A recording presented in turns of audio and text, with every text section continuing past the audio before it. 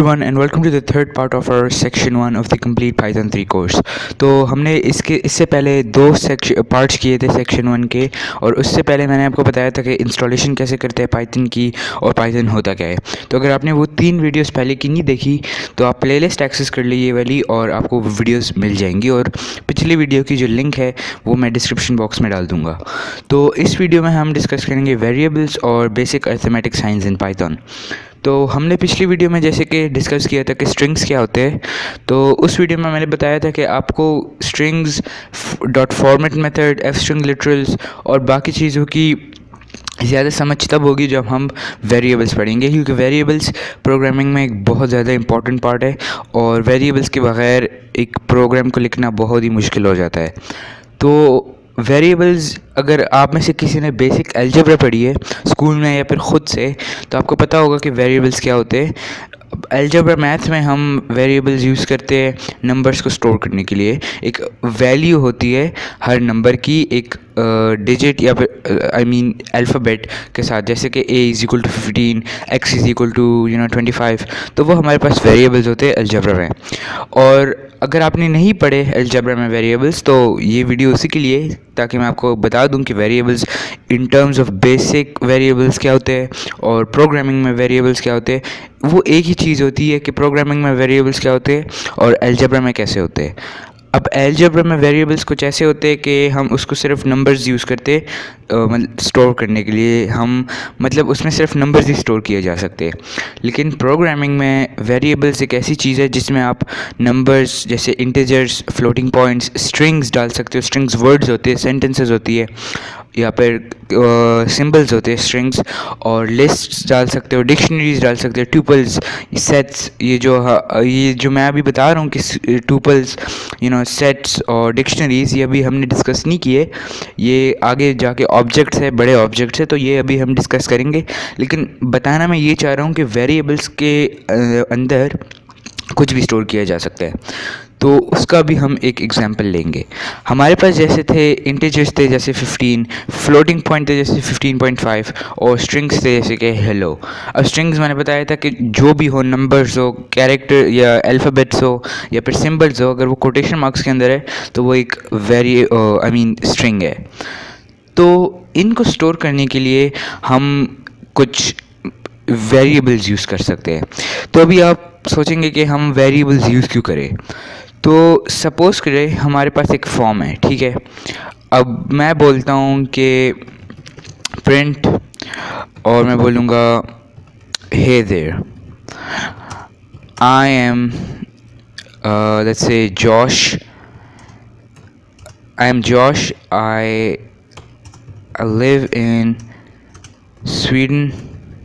ऐसी सपोज़ करिए, एक एग्जांपल है कि हमारे पास एक सेंटेंस है, and I am 14 years old, ठीक है।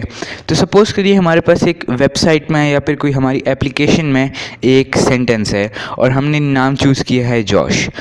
तो नाम हमारा जॉश है और जॉश की एज 14 है, 14, ठीक है।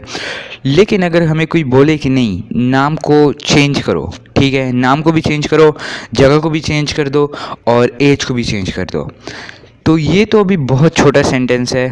ये एक ऐसा सेंटेंस है जिसमें हम मैनुअली चेंज कर लेंगे, जॉश को कुछ और कर देंगे जो रिक्वायर्ड नेम होगा, जगह को भी चेंज कर देंगे, एज को भी 14 चेंज कर देंगे। लेकिन हमारे पास वेब एप्लीकेशंस में या फिर जो भी प्रोजेक्ट्स होते हैं उसमें हमारे पास बहुत बड़े जैसे कि आर्टिकल्स या फिर बड़े पैराग्राफ्स होते हैं, और उसमें एक चीज़ बार बार यूज़ की जाती है, तो उसमें मैनुअली वो चीज़ बार बार चेंज करना बहुत ही मुश्किल हो जाता है। और इस चीज़ में फिर बीच में आते हैं वेरिएबल्स। अब वेरिएबल्स यूज़ करके हमारे पास बहुत ही एक आसान सा तरीका हो जाता है कि हमें पहले से एक रेफरेंस मिल जाती है कि नेम को कर दो जॉश, प्लेस को कर दो या फिर जगह जो भी हो स्वीडन, और एज को कर दो मैं स्ट्रिंग्स में लिखूँगा क्योंकि इंटीजर्स में अभी कोई हम परफॉर्म नहीं कर रहे, तो मैं इसमें स्ट्रिंग फॉर्म में लिखूँगा एक इस नंबर को। तो ये हमारे पास है वेरिएबल्स। अब वेरिएबल्स हम ऐसे बना सकते हैं, name is equal to Josh, place is equal to Sweden, age is equal to 14।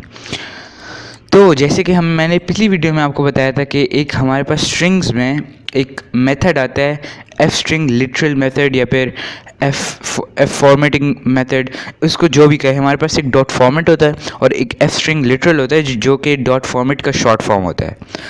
तो एफ स्ट्रिंग लिटरल हम कुछ ऐसे यूज़ कर सकते हैं कि एफ लिख के फिर स्ट्रिंग स्टार्ट करते हैं। फिर हमारे पास होता है हे देयर आई एम, फिर इधर हम कर्ली ब्रेसेस लगा के कर सकते हैं name, I live in, place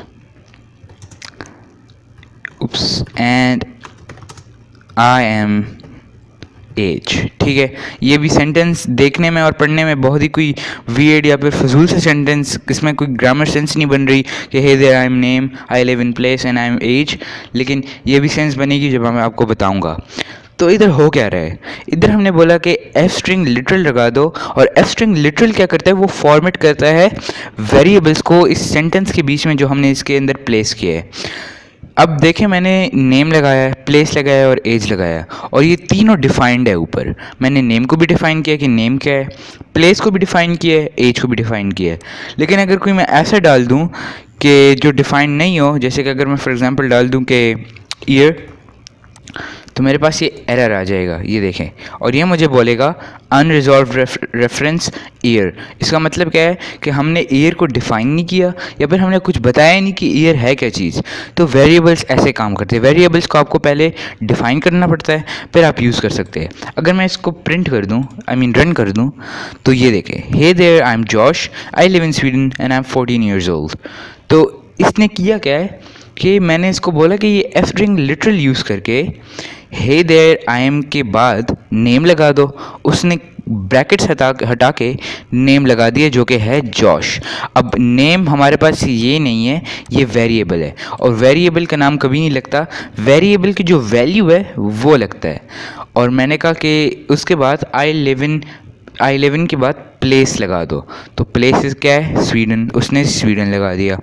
फिर मैंने बोला है एंड आई एम के बाद लगा दो एज, एज क्या है 14, और उसने 14 लगा दी।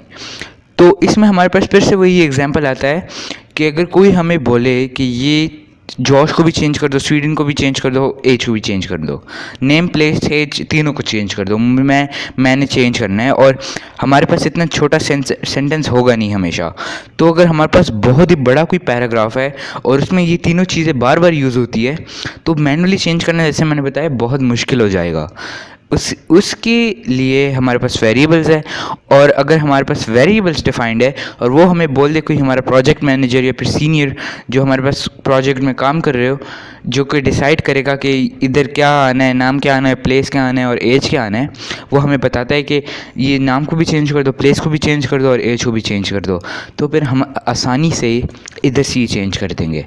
इधर से अगर मैं जॉश को हटा के निक कर दूँ और जगह को हटा के स्वीडन को हटा के यूएसए कर दूं, और एज को 14 से मैं 20 कर दूं, तो अगर मैं इसको रन करता हूं तो ये चेंज हो गया है, hey there I am Nick, I live in USA and I am 20। तो ये होता है वेरिएबल्स का फ़ायदा, सबसे बड़ा फ़ायदा जो कि मेरे एक्सपीरियंस के मुताबिक मुझे मिला है। तो इसके और भी बहुत ज़्यादा फ़ायदे होते हैं। तो मैंने जैसे बताया कि वेरिएबल्स के बगैर प्रोग्रामिंग करना बहुत ज़्यादा टफ हो जाता है, बहुत ज़्यादा एक बड़ी चीज़ बन जाती है करने के लिए। तो वेरिएबल्स आपको यूज़ करने चाहिए, हर दफ़ा यूज़ करने चाहिए। और मैं रेफ़र करता हूँ आपको, एक ये मैं जो है एक एडवाइस देता हूँ कि वेरिएबल्स को सिंपली मतलब ऐसे ना डाल दे कि एक्स वाई वगैरह, वेरिएबल्स को डिफ़ाइन करके रखे। अगर मैं नेम को एक्स करता, यूएसए को वाई करता और एज को जी करता, तो ये मैं कंफ्यूज हो जाता है इधर कि यार एक्स क्या है वाई क्या है। तो आप इसको सही रेफ़र करें, जैसे कि ये एक नाम है तो मैंने नेम डाला है, और वेरिएबल्स के बेशक जो है नाम कितने ही बड़े हो जाए, लेकिन वो एक अच्छा हमारे पास एक सोल्यूशन आना चाहिए, हमारे पास एक आनी चाहिए कि हाँ ये वेरिएबल इसके लिए है। तो अगर मैं प्लेस की जगह इसको वाई या कुछ कर दूँ तो ये मुझे कंफ्यूज कर देगा। तो वेरिएबल्स को सही डिफ़ाइन करके रखे, उसको रैंडम नाम ना दे, उसको सही डिफ़ाइंड नाम दे। अब जब हमने वेरिएबल्स डिस्कस किए तो हम अभी बेसिक अरिथमेटिक डिस्कस करेंगे पाइथन में। मैं इसको कमेंट कर दूंगा, और कमेंट जो होते हैं वो कभी कोड में एग्जीक्यूट नहीं होते, वो बस एक ऐसी चीज़ होती है जो सिर्फ आपको दिखती है और इंटरप्रेटर को नहीं दिखती, ठीक है। वो इंटरप्रेटर इसको नहीं देख सकता और वो कभी इसको एग्जीक्यूट भी नहीं कर पाएगा क्योंकि ये कमेंट्स है। और मैंने ये कैसे की, ये मैंने कंट्रोल और बैक स्लैश करके, तो कंट्रोल बैक स्लैश करेंगे तो ये ऐसे हो जाएगा, ठीक है। और मैक या फिर मैक में कमांड बैक स्लैश, तो ये ऐसे हमारे पास कमेंट हो सकते हैं। अब हमने वेरिएबल्स जब डिस्कस किए तो हम अरिथमेटिक पे आते हैं। अब अरिथमेटिक क्या होता है तो वो मैं बता दूं। जैसे कि हमारे पास नॉर्मल मैथ्स में होता है, जैसे 4+4, ये मैं क्या कर रहा हूँ, 4+5 फॉर एग्ज़ाम्पल, या फिर 4-5 जो कि नेगेटिव में आएगा, -1, और 4 मल्टीप्लाइड बाय 8, ठीक है। और एक बेसिक और होता है 4 डिवाइडेड बाय 8 और 8, ठीक है। तो ये हमारे पास प्रोग्रामिंग में साइंस होते हैं बेसिक अरिथमेटिक या बेसिक मैथमेटिकल इक्वेशंस को परफॉर्म करने के लिए। अब नॉर्मल मैथ में हम प्लस करने के लिए हम ये एडिशन साइन डालते हैं, ये पॉजिटिव साइन, और सब्ट्रैक्शन के लिए हम ये नेगेटिव साइन डालते हैं। लेकिन नॉर्मल मैथ में हम मल्टीप्लिकेशन के लिए एक्स डालते हैं, कुछ ऐसे, ठीक है। वो एक मल्टीप्लिकेशन साइन होता है, वो एक्स से थोड़ा डिफरेंट होता है। लेकिन प्रोग्रामिंग में हम हमेशा एस्ट्रॉयड डालते हैं, ठीक है। एस्ट्रॉयड ये शिफ्ट 8 दबा के ये हमारे पास आ जाएगा एस्ट्रॉयड, ठीक है। ये 8 की जो की है ना नंबर्स में, उसमें ये लगा होगा ऊपर जो कीज़ है, ठीक है। तो शिफ्ट 8 दबा के ये आपको ये साइन एस्ट्रॉयड मिल जाएगा, ये वाला। और ये फिर बैक स्लैश डिवीजन के लिए होता है। तो मैं इसको बता दूं, 4+8 9 होता है, 4+5 9 होता है, 4-5 -1 होता है, 4 multiply by 8 it was it was तो कुछ जो जैसे हमारे पास इक्वेशंस होते हैं, तो 4 divided by 8 is equal to 2। तो मैं भी जैसे ये 4 टाइम्स 8 में कंफ्यूज हुआ हूँ, ये हम पाइथन के साथ कर सकते हैं, ठीक है। एज अ कैलकुलेटर यूज़ कर सकते हैं। तो अगर मैं करूँ प्रिंट 4 मल्टीप्लाई बाई 8, देखो मेरी मैथ की हालत, मैथ सही से याद नहीं रही, प्रोग्रामिंग सिखा रहा हूँ। तो 4 8 32, ठीक है। और ये हमारे पास एक एज अ कैलकुलेटर या फिर एज हम मतलब इसको डिफरेंट इक्वेशंस परफॉर्म करने के लिए यूज़ कर सकते हैं। हमने देख लिया कि हम कैसे मल्टीप्लिकेशन यूज़ कर सकते हैं। अभी देखेंगे कि हम एडिशन कैसे कर सकते हैं। 4+5 9, ठीक है। तो इसमें मेन टेक ये है कि 4 जो प्लस साइन होता है वो होता है ऐड करने के लिए। फॉर एडिशन में मैं लिख देता हूँ और इसको मैं कमेंट कर देता हूँ, और मैं लिखूँगा कि negative sign is equal to for subtraction, और asteroid sign is equal to for multiplication. इसको भी मैं कमेंट कर देता हूँ वरना मुझे एरर थ्रो करेगा। और मैं लिख दूंगा कि back slash sign is equal to for division. तो ये बेसिक साइंस है हमारे पास, plus, positive, negative sign, asteroid sign और बैक स्लैश, ठीक है। ये एडिशन के लिए यूज़ होता है, ये सब्सट्रैक्शन के लिए, ये मल्टीप्लिकेशन के लिए, और ये डिवीजन के लिए। तो ये आप खुद ट्राई करें, प्रिंट 2 नंबर्स डाले, उनमें बीच में ये साइंस डाले, आपको ख़ुद पता चल जाएगा कि कैसे हम यूज़ कर सकते हैं। और हमारे पास एक और फंक्शन होता है जैसे कि परसेंटेज, ठीक है। अगर मैं लिखूँ 4%8, ठीक है, और मैं इसको प्रिंट कर देता हूँ, उप्स, इसको मैं प्रिंट कर देता हूँ 4%8, ठीक है। इसको मैं अगर रन करूं तो ये मुझे 0 देगा, इधर आई मीन 4 देगा, सॉरी 4 देगा मुझे। और वो इसलिए देगा क्योंकि जब हम 4 को 8 से डिवाइड करते हैं तो हमारे पास जो रिमाइंडर होता है वो 4 होता है, ठीक है। तो ये डिवीजन के लिए यूज़ होता है, लेकिन ये डिवीजन आंसर के लिए नहीं। ये जो हमारे पास उस इक्वेशन में से जो हमारे पास एक रिमाइंडर होता है, हर डिवीजन के इक्वेशन में हमारे पास हमेशा एक रिमाइंडर होता है, वो ज़ीरो बहुत दफ़ा होता है या फिर कुछ और नंबर होता है, तो ये हमें रिमाइंडर देगा। अब मैं अगर 5 को %5 कर दूं तो ये मुझे 0 देगा, क्योंकि 5 को अगर हम 5 से डिवाइड करें तो रिमाइंडर हमारे पास 0 आ जाता है। तो ये क्या कहते हैं, रिमाइंडर के लिए होते हैं। ये मैं लिख देता हूँ, %sign is equal to for finding the remainder of the division equation। इसको मैं कमेंट कर देता हूँ। तो ये हमारे पास बेसिक साइंस होते हैं। आगे मैं कुछ और साइंस भी बताऊंगा आपको, जैसे कि डबल एस्ट्रॉयड जो कि क्या कहते हैं पावर ऑफ 2 के लिए यूज़ करते हैं, फिर ट्रिपल एस्ट्रॉयड जो कि पावर ऑफ 3 क्यूब्स के लिए, और मतलब स्क्वायर के लिए डबल एस्ट्रॉयड्स। तो ये हमारे पास वेरिएबल्स है और ये बेसिक अर्थमेटिक साइंस है।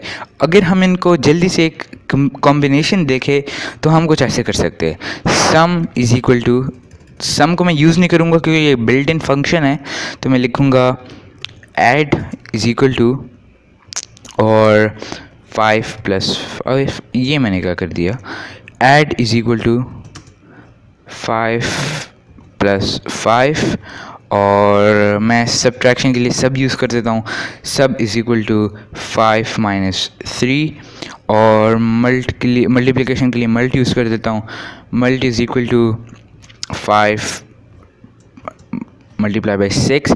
आप कभी ऐसे ही वेरिएबल्स मत यूज़ कीजिएगा, आप डिफाइंड करके वेरिएबल्स यूज़ करिए। ये गलत तरीका है यूज़ करने का, एक बुरी प्रैक्टिस है ये। और मैं लिखूँगा div इज़ इक्वल टू 5 / 10, ठीक है। और फिर मैं आगे प्रिंट कर सकता हूँ ऐड को। अब ऐड मुझे क्या देगा, 10, क्योंकि ऐड जो है वो एक इक्वेशन है जो 5 को और 5 को साथ में प्लस करी है। सब क्या है, वो 3 को 5 से हटा रही है, 5 - 3। मल्ट क्या है, वो 5 को 6 से मल्टीप्लाई करी है। डिफ क्या है, वो 5 को 10 को 5 से डिवाइड कर रही है, ठीक है। तो मैं अगर इधर डिफ कर दूँ, आई एम नॉट श्योर ये मैंने सही लिखा है, तो मैं अगर डिफ कर दूँ तो मुझे यस, ठीक है। तो ये मैंने गलत लिखा है, इट शुड बी 10, गलत नहीं लिखा था, लेकिन जो मैंने लिखना था वो नहीं हुआ, तो ये ठीक है। तो ये ऐसे हम वेरिएबल्स को और अरिथमेटिक को यूज़ कर सकते हैं। और वेरिएबल्स एक बहुत यूज़फुल चीज़ है, अरिथमेटिक भी बहुत यूज़फुल चीज़ है। अगर आपने कोई कैलकुलेटर बनाना हो पाईचार्म में या फिर पाइथन में, तो वो एक अच्छी चीज़ है अरिथमेटिक यूज़ करने के लिए, ठीक है। अभी के लिए ये इतना ही था, वेरिएबल्स और अरिथमेटिक। इस लेसन में से बेसिक टिक क्या है कि वेरिएबल्स कैसे यूज़ करें हम और अरिथमेटिक साइंस कैसे यूज़ करें हम। तो बेसिक अरिथमेटिक साइंस याद करने की कोई ज़रूरत नहीं है, आप रेफरेंस बार बार गूगल से ले सकते हैं, लेकिन आपको इतना समझ आना चाहिए कि उन साइंस को हम यूज़ कैसे करें। मैं आपसे मिलूँगा अगले लेसन में, जिसमें हम लिस्ट्स और बहुत ज़्यादा जो है आगे लेसन्स में हम बिग डेटा डेटा टाइप्स या फिर ऑब्जेक्ट्स देखेंगे, जैसे कि लिस्ट, डिक्शनरीज और टूपल्स वगैरह, जो कि बहुत ही इंटरेस्टिंग टॉपिक्स है और यूज़फुल टॉपिक्स है। तो अगर आपको ये वीडियो पसंद आई हो तो लाइक बटन ज़रूर दबाएं, सब्सक्राइब करें ताकि आपको कोई इस चैनल में से अपडेट ना मिस हो। ये हमारे पास एक कोर्स नहीं होगा, इसके बाद मैं जावास्क्रिप्ट का कोर्स भी करूँगा, जो कि बहुत इंटरेस्टिंग होने वाला है, और मैं बहुत ज़्यादा आगे कोर्सेज बनाऊँगा। तो लाइक करें, सब्सक्राइब करें, कमेंट करें। अगर आपको कोई मसला है इस टॉपिक में तो मैं आपकी वो मसले को दूर कर दूंगा, उस कन्फ्यूजन को मैं दूर कर दूंगा। और अगर आपको कोई एडिशनल कोई क्वेश्चंस है तो आप जितनी बार कमेंट में चाहे क्वेश्चंस पूछ सकते हैं, मैं आपको आंसर कर दूंगा। I will see you in the next video where we discuss list. Thank you so much for watching.